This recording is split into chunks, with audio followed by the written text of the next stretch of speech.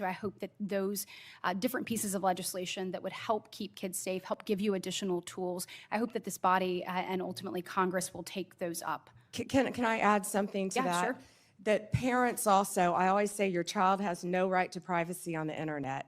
And parents need to monitor what their kids are doing. Now, we all know that even elementary kids, school kids, so many of them have cell phones because they're at school, they're latchkey kids, they're riding the bus home. So many children have cell phones, but parents, you have to monitor. There are safeguards you can put on the phone, but you have to monitor what your kids are doing on the internet I do think that there is some accountability that needs to be held even with social media providers. Absolutely. Because I know that, for instance, we had a judiciary subcommittee hearing where we heard from parent after parent whose child had, bought something online that they thought to be maybe a different type of drug. It was laced with fentanyl and they died. If that was happening on a storefront and a small business in America, we would shut that storefront down. We must do more to hold not only the bad actors online, but also the people who allow it to happen accountable. And I hope that you'll commit to work with me on that. I wholeheartedly agree. Thank you, So Senator. staying in that vein on parents, looking at illegal gaming across, again, this is a global thing, offshore illegal gaming. We have found that young men in particular have been targeted when it comes to betting and being involved in this legal gaming. We're finding that through whether it be advertisements or things that are directly targeted to get them addicted and get them pulled in and addicted on that. When it comes to illegal gaming, will you commit to me to taking a look at what is exactly happening offshore and also how they are utilizing different spaces to actually go after our children, getting them addicted, and ultimately pulling them in? Certainly, and I'm also sure the FBI would welcome working with you. Wonderful. And then last but not least on that same vein, and you touched on it earlier when one of my colleagues asked you about this, but vaping. So if you're a parent and you're sitting here looking, Chinese vapes have, this is a real issue. You spoke a little bit about what you are worried will come next in this space. What are you doing to get to the bottom of that? And how are we going to make sure that these don't infiltrate our markets and ultimately don't end up in the hands of our children? What we've been doing is we have been going around this country and we have been raiding these vape shops that are carrying these illegal drugs and shutting them down. And that's what Senator Kennedy and I were in Illinois doing. We were announcing that arrest. It was a massive arrest of illegal vapes from China, mainly coming in through China, laced with THC. Back to the, I was just saying that back to the child predators. Since January 20th, we have made 2,580 child exploitation cases, Senator Britt. That was the number I was trying to get my hands on. Wow. And that's 250 more than last year. Will you commit to continuing to go after these unregulated products and particularly make sure that they are not in the hands of our children? Yeah, and Senator Britt, we need to do that because it's targeting our children. Yes, absolutely. Thank you very much. Today is obviously the second anniversary of the horrific attacks on October 7th. And this morning I had an opportunity to listen to stories of some individuals that had been held hostage, some of the families that will never get their loved ones back, and some that are hoping that there is a resolution soon and they once again get to embrace their family member that they have not seen in over 700 days. It was a reminder of, one of them said, I can breathe, but I can't live until this is resolved. And we know in addition to this horror and nightmare that they have been living for the past 2 years, we have seen a rise in anti-Semitism here on our soil. When we said never again actually has to mean never again. And I know that you and I spoke about this briefly when you were in front of this committee, but can you talk to me about the work that DOJ is doing to combat that rise in anti-Semitism and to hold offenders of that, to hold them accountable? And Senator Britt, thank you for again bringing up that today is the second anniversary of that horrific attack on Israel. Donald Trump is the greatest peace president of our lifetime, probably in our history. And if anyone can resolve this, it will be Donald Trump. I've also met with many of the families of the hostages and of those who have lost loved ones. We are combating anti-Semitism throughout this country, not only through my Civil Rights Division, and we haven't really talked about Harmeet Dillon a lot today, but Harmeet Dillon runs our Civil Rights Division, and she is working with Leo Terrell, and they are combating anti-Semitism around this country. We have an anti-Semitism task force that we're Do you forming. mind getting me an update on the progress that that task force has Absolutely. made, please? Sure. Okay, thank you. And last, in my last remaining minute, certainly appreciate the work that you're doing. I know my colleague, Senator Lee, already asked you about the attacks on ICE officers. Thank you for working to keep our federal agents safe, federal law enforcement safe. So thank you for the work that you're doing there. I do want to just talk a little bit about crime in American cities. We had a horrific event occur in Montgomery, Alabama over the weekend, and 14 people, 2 people are no longer with us, and 12 people injured. My heart breaks for every one of the victims and their families and the community at large. I'd like to know a little bit about your interagency work and talk to me about things that you find, because we have to find solutions in this space. This cannot keep happening. And what are you seeing that is, your biggest success stories and your biggest challenges you have to working to try to resolve crime throughout the country? Well, right now, the biggest challenge is that the federal government is shut down, but we're not letting that become a challenge because all of our agents are working tirelessly. And I get almost real-time updates from my agencies, Rob Sakata, who's the Deputy Director of ATF, Kash Patel and Dan Bongino at FBI, Terry Cole, at DEA, Gadi Saralta with our U.S. Marshals, and all of our great team of lawyers. And we are working nonstop to combat crime. That's Donald Trump's only directive to me, is to make America safe again. And that's what we're going to do in this country, Senator Britt. Well, thank you for your commitment and any best practices you have or ways that you have found to tackle challenges that are effective. Please let us know. We certainly want to see every community across our state and our country safe, and we appreciate yours and President Trump's commitment to doing that. Thank you, Senator. Thank you, Senator Britt. And I will just say thank you to our witness who has been sitting here for now for 4.5 hours without a break, I think maybe a little bit under the weather. And you have outlasted pretty much everyone here but Senator Britt and myself. So thank you for being here today. I'm in good company. Well, certainly coming in behind someone as strong and as passionate and as committed to doing the right thing and to justice.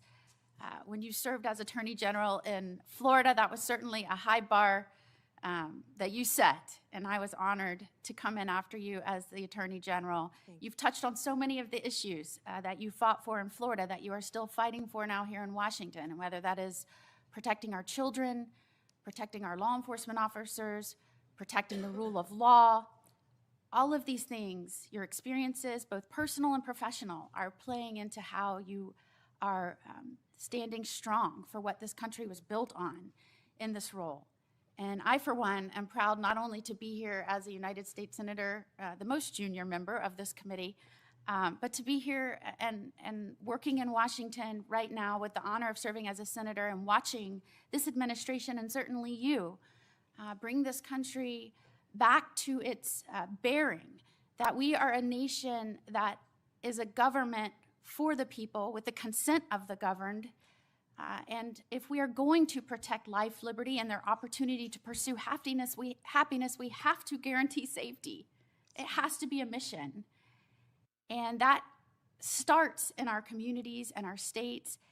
And I think what people are missing is the federal government has a set of laws that it is working within federal jurisdiction, that it is incumbent upon them to execute and enforce within the states. And I'm watching what has happened around this nation as a result of what has happened under the Biden administration and what they allowed to happen purposefully, whether that was rogue prosecutors, defunding police, decriminalizing crime, allowing juveniles to run rampant with no accountability, revolving jailhouse door, no respect for the rule of law. It goes on and on and on. And you're seeing that now playing out in the cities around this country. And what is very terrifying, and I think you would agree, This is the second anniversary of Hamas invading the sovereign state of Israel. Yesterday, I had some Palestinian advocates talk to me about the number of people being killed. I like to remind them there wouldn't be one death if there hadn't been this invasion of the sovereign state of Israel by what happened 2 years ago today. Attorney General Bondi, since your confirmation, you've now had the opportunity to face the federal bureaucracy that you must reform to better serve the American people. As I said to Director Patel, your charter is no simple task. When you arrived, you were left with the Justice Department free fall. Senate Democrats have denied your leadership personnel. We haven't been able to confirm your Assistant Attorney General for Congressional Affairs. It's now been 7 months. All the while, Democrats complain that they can't get answers from the Office of Ledge Affairs. They have blocked the confirmation of that person. Since your confirmation, you've taken steps to institute needed reforms. Under your leadership, the Justice Department has cut funding to politicize programs to reinvest in core policing activities. Focusing on crime and getting tough on criminals is a welcome change from 4 years of Biden administration soft on crime policies. During the Biden administration, the Justice Department failed to collect billions of dollars in criminal fines and penalties from corporate offenders. That's money should have been placed in the Crime Victims Fund, and much of the money of the past administration did collect went to the Justice Department slush funds instead of aiding victims of criminals and violent activity. My Democratic colleagues have shared concerns about funding agency and law enforcement, but generally haven't supported funding programs. Under the Democrat leadership, the COPS reauthorization was held over in committee at least 8 times before the 118th Congress concluded. It never received a vote in this committee. More recently, Democrats have refused to support fundamental Justice Department programs like Protect Safe Neighborhoods. And last week, Democrats again blocked most of the Police Week bills from passing the Senate, even though they passed out of this committee unanimously. In contrast to these indefensible positions, the judiciary provisions in the Republican reconciliation bill made hundreds of millions of dollars available to the Justice Department to combat crime. Attorney General Bondi, you've also created task force to attack the problems left by your predecessor. You've created a team to review the overwhelming evidence of political weaponization by federal law enforcement, including the discredited Crossfire Hurricane investigations. Your weaponization working group has worked with my staff to bring forward resolutions for whistleblowers, and I commend you and your staff efforts to find solutions for these patriots. I understand the task force to eradicate anti-Christian bias has done an investigation in how the Biden administration weaponized the government against people of faith. I look forward to your next report on that subject. Now, you've also shuttered a certain task force that was a stain on this country, the Foreign Influence Task Force. Democrats have cried about closing this misleadingly named unit. The task force was involved in undermining my and Senator Johnson's Biden family investigation. Instead of rooting out foreign influence, the task force became a political weapon. And speaking of political weapons, I'm now going to address examples of political weaponization in the previous administration. Most recently, I and Senator Johnson made public information relating to Arctic Foss expansive targeting of Republicans. And on Monday, just yesterday, because of our investigative work, the FBI disclosed that the Biden administration used Arctic frost to target Republican senators, including several senators on this very committee. This is an outrage, an unconstitutional breach, and ought to be immediately addressed by you and Director Patel. It's also a clear example of why the Justice Department has had to fire personnel who you hear Democrats defending. While on the taxpayer's dime, these now fired employees not only weaponized law enforcement, but some of them also retaliated against patriotic whistleblowers. These are indefensible acts. Now I've obtained additional weaponization records thanks to brave whistleblowers that predate Arctic Frost. I've obtained documents created by then Supervisory Special Agent Tebow, dated March 2, 2017. The title of this document is quote unquote Trump, and it appears to relate to matters different than Crossfire Hurricane. This document discusses a rumor at FBI headquarters that the FBI's Washington field office was leaning towards opening a case on the Trump campaign. Tebow noted they weren't close to opening an investigation, but did say this, quote, "What are we doing?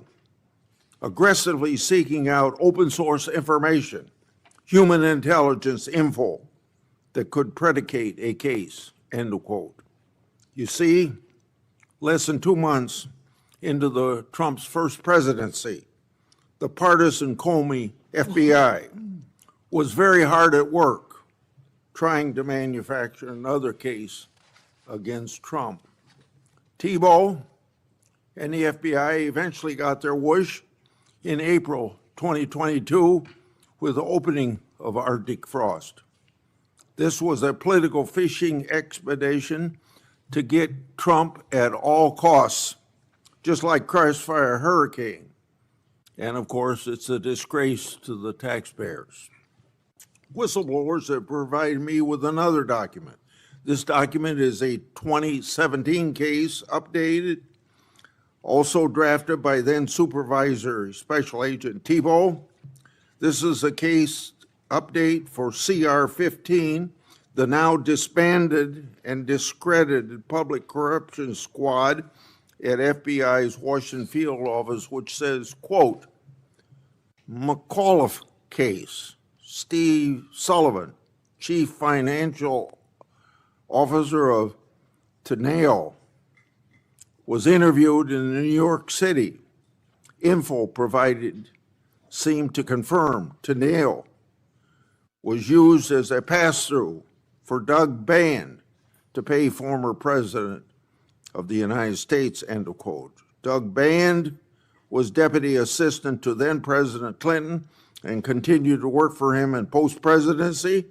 Therefore, it's pretty clear that the reference to the President of the United States is Bill Clinton. The document further notes additional interviews the FBI planned to conduct as part of the case. This information confirms there was an FBI case on McAuliffe, and it indicates the Clintons and their associates were relevant to it.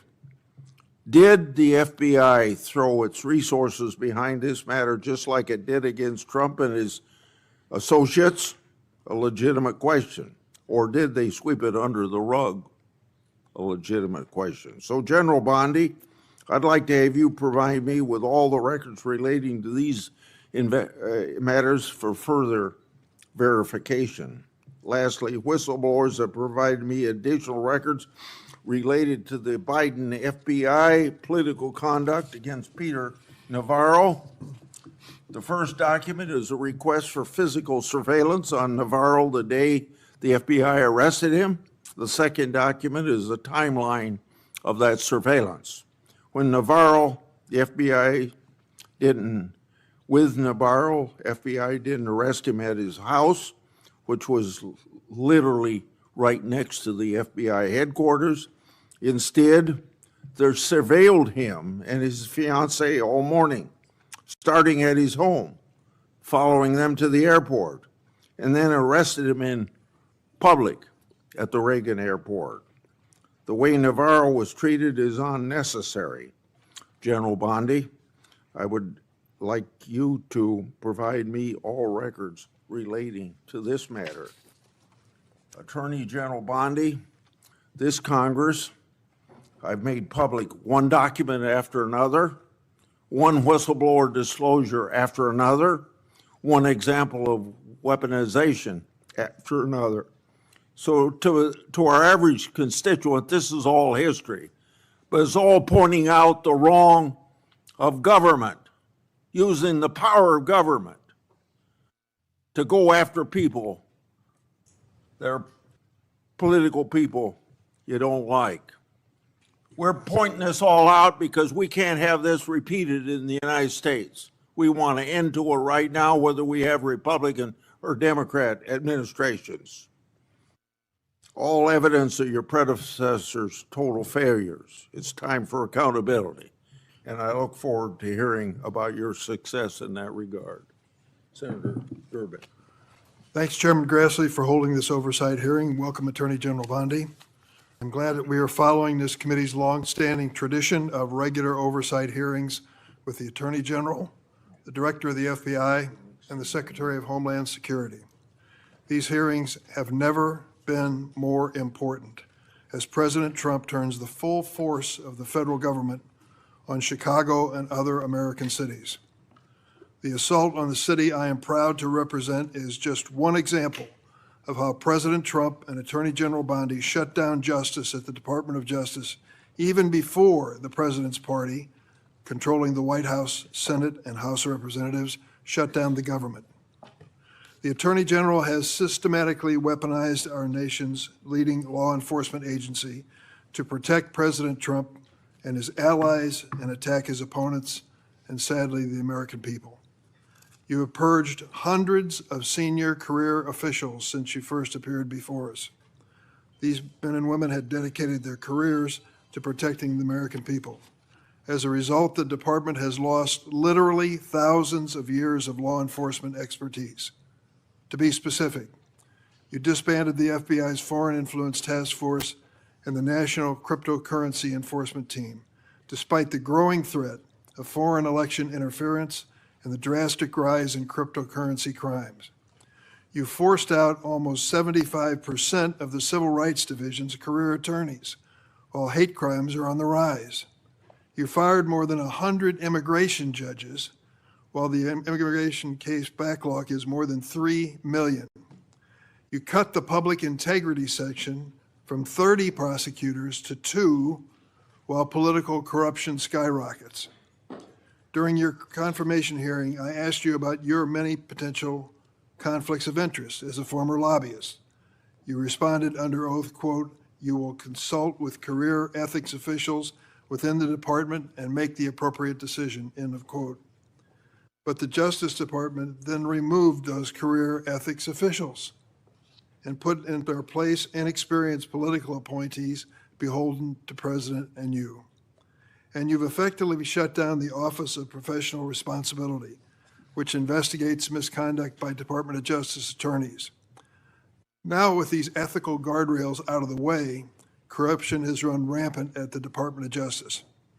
Although you've been a registered foreign agent for Qatar, you did not recuse yourself from signing off on President Trump's solicitation of a free jet from the royal family, even though this gift was clearly illegal. Connections to Attorney General Bondi seem to yield more favorable outcomes for defendants. At least 2 long-running federal prosecutions were abruptly dropped after the defendants hired your brother. It's no surprise that Ed Morton, the failed U.S. Attorney nominee you appointed as senior official, said, quote, "No MAGA left behind." Our nation's top law enforcement agency has become a shield for the president and his political allies when they engage in misconduct. Last year, President Trump's border czar, Tom Homan, was allegedly recorded accepting a $50,000 bag of cash in exchange for promising immigration enforcement-related contracts. Under your leadership, the investigation into Mr. Homan was dropped. After President Trump pardoned nearly 1,600 January 6 insurrectionists, including more than 600 charged with assaulting or impeding law enforcement, the Department of Justice is arguing in court that these pardons provide immunity for wholly unrelated crimes in multiple cases. Jared Weiss was filmed on January 6th, encouraging his fellow rioters to attack the Metropolitan Police Department officers. And he said, "F them, kill them." What happened to Mr. Weiss? He's been hired by you as a senior advisor. In February, you said the Epstein client list was, quote, "sitting on my desk right now for review." 8 months later, you still haven't produced these files, and a credible whistleblower told my office that FBI agents were directed to flag any records in which President Trump was mentioned. The Department of Justice ordered the dismissal of corruption charges against the former New York City Mayor Eric Adams in a corrupt backroom deal to secure his cooperation with the president's immigration agenda. Acting U.S. Attorney Daniel Sassoon, a Republican appointed by President Trump, resigned in protest. Acting U.S. Attorney for the Eastern District of Virginia, Eric Siebert, a Republican appointed by President Trump, was forced to resign because he didn't believe there was sufficient evidence to indict New York Attorney General Letitia Adams or former FBI Director James Comey. In his place, President Trump installed his former personal attorney, someone with no prosecutorial experience, to indict Director Comey, which she did. She joins a network of unqualified MAGA loyalists masquerading as federal prosecutors, like Alina Habba, who said she would use her position to, quote, "turn New Jersey red," close quote, and Sigal Chattah, who once said that a black political opponent was, quote, "should be hanging from an effing crane," end of quote. The president and attorney general attempted to bypass the Senate to install these unqualified extremists. Where do you find these people? Courts have ruled that both Ms. Habba and Ms. Chattah are serving in their roles illegally, jeopardizing countless prosecutions by your office. Why? And that's just one example of how the Department of Justice is making America less safe. Attorney General Bondi shut down the Organized Crime and Drug Enforcement Task Force, OSADEF, which has dismantled thousands of criminal organizations. And you diverted thousands of FBI, DEA, and ATF agents and DOJ prosecutors from their critical missions to carry out the president's mass deportation agenda. Attorney General Bondi, not surprisingly, federal drug prosecutions have dropped to the lowest level in decades. Let me repeat that. Federal prosecutions for drug crimes have dropped to the lowest level in decades on your watch. Department of Justice has also unilaterally terminated 373 grants that provide critical funding to state and local law enforcement to the tune of $500 million. The 2026 Trump budget would slash the high-intensity drug trafficking areas program known as HIDA by more than a third, from $300 million to $196 million. Instead of taking common sense steps that have proven to help reduce crime, Attorney General, you're focusing on helping President Trump play strongman on television. He has illegally deployed troops to Chicago and other American citizens and has threatened to send more.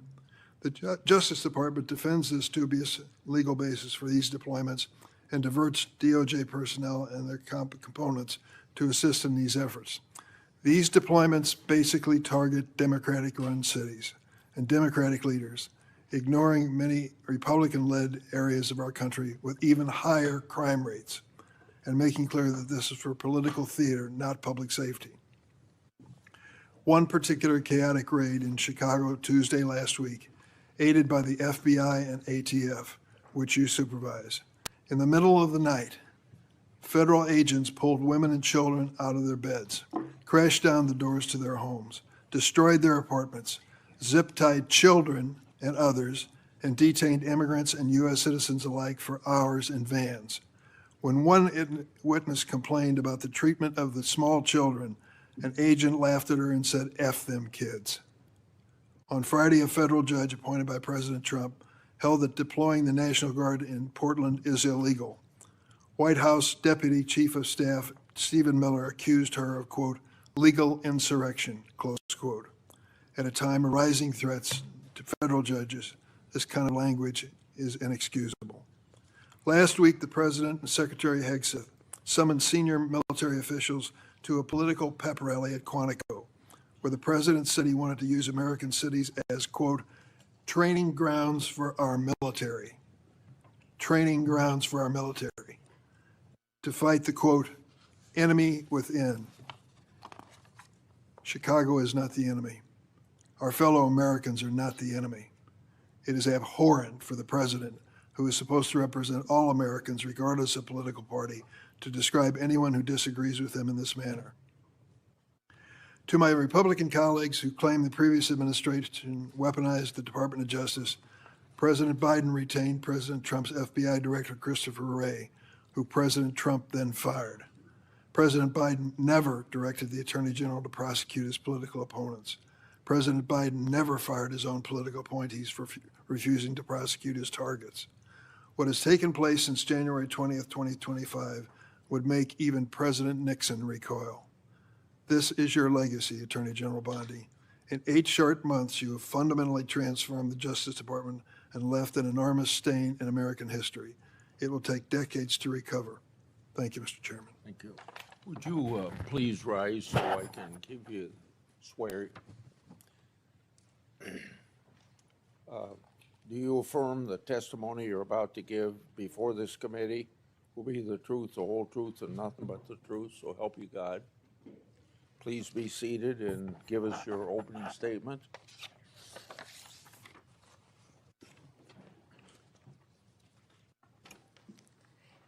Thank you, Chairman Grassley and Ranking Member Durbin, and every member of this committee. I'm grateful for the opportunity to testify in front of you today.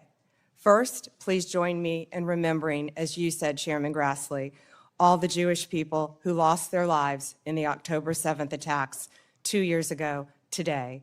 Also, please let's pray for all the hostages and the families of all of those individuals. They are a critical reminder of our central mission here at the Department of Justice, protecting the safety and security of the American people. That is why, even when the government is otherwise shut down because of the Democrats, the department's law enforcement officers and prosecutors are hard at work fighting, protecting you from the threats, foreign and domestic. When I was confirmed as the 87th Attorney General of the United States, I took office with 2 main goals: to end the weaponization of justice and return the department to its core mission of fighting violent crime. As to ending the weaponization of justice, we learned that former FBI secretly investigated you and your colleagues. Why? They wanted to take President Trump off the playing field.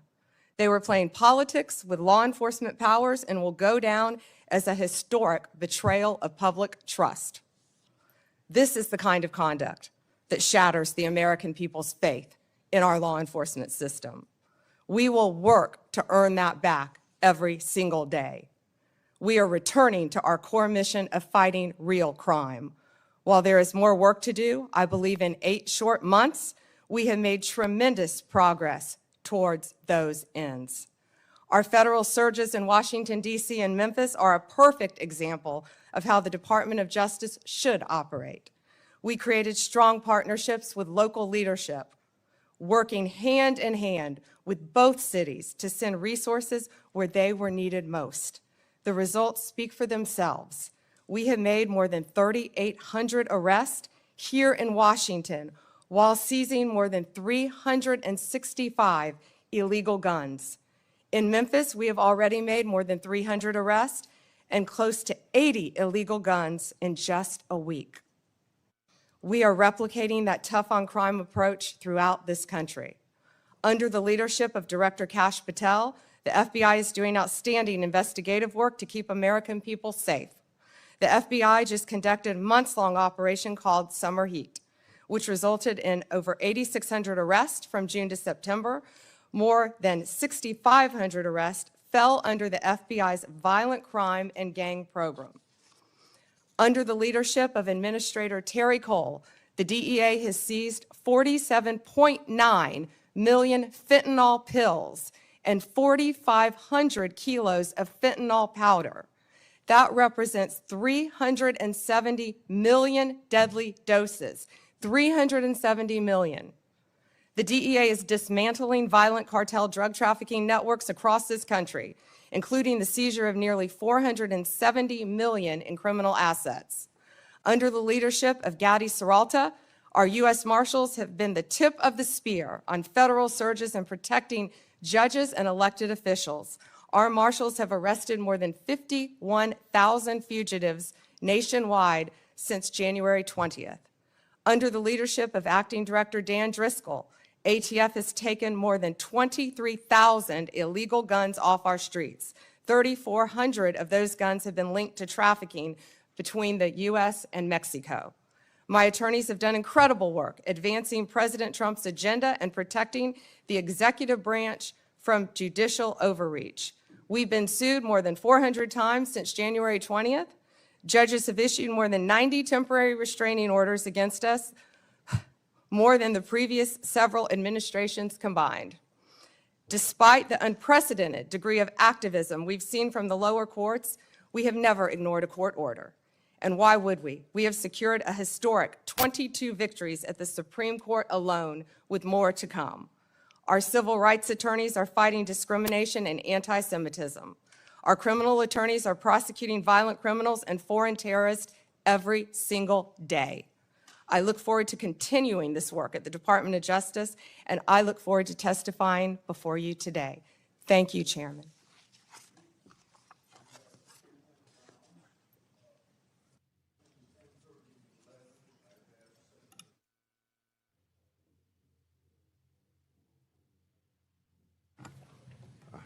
I forgot to turn on the microphone. Let me start over again. We have 10-minute rounds. I've asked Senator Blackburn to chair between 10:30 and 11. I hope that we can have good decorum during this hearing, treat each other with respect.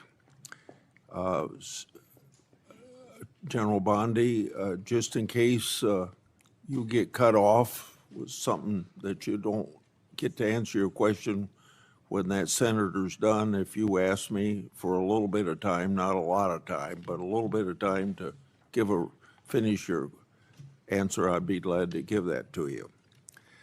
So starting myself,